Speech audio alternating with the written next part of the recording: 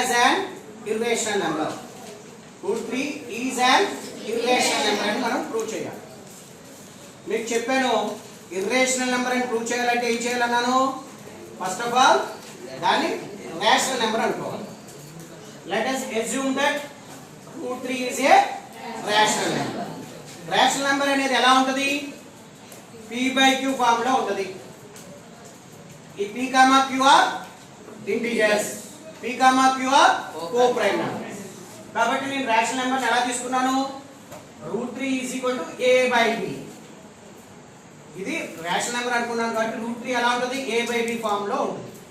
a, b are integers, b not equal to 0 and a, b are coprime numbers. Coprime numbers అంటే ఏంటి? దానికి ఒకటి మాత్రమే common factor గా ఉండాలి. ఇప్పుడు నేను దీనికి ఏం చేశాను? స్క్వేరింగ్ ఆన్ బోత్ సైడ్ చేశాను.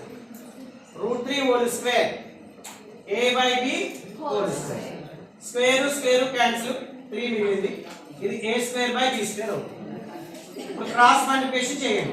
3b² = a². 3b² = a². This is one first equation. దీన్ని పక్కన పెట్టుకోండి.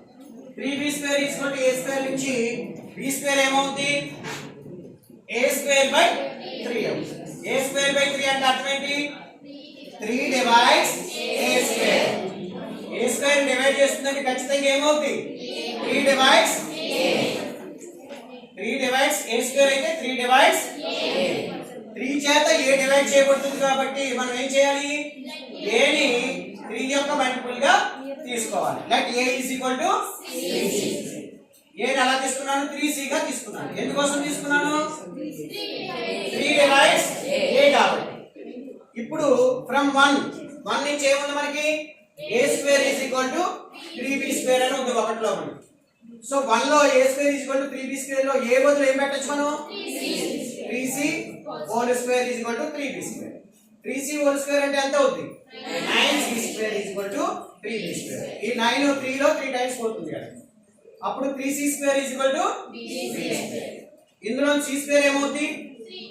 b²/3. b²/3 అంటే అర్థం ఏంటి? 3 divides b². 3 divides b² అంటే 3 divides b. 3 divides b.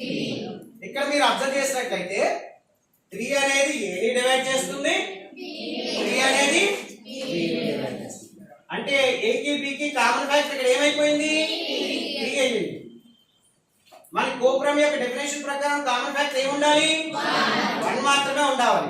కానీ ఇక్కడ కామన్ ఫ్యాక్టర్ 1 కాకుండా ఏమొచ్చింది? ఎక్స్ట్రాగా 3 వచ్చింది. అప్పుడు ఏమవుతాయి?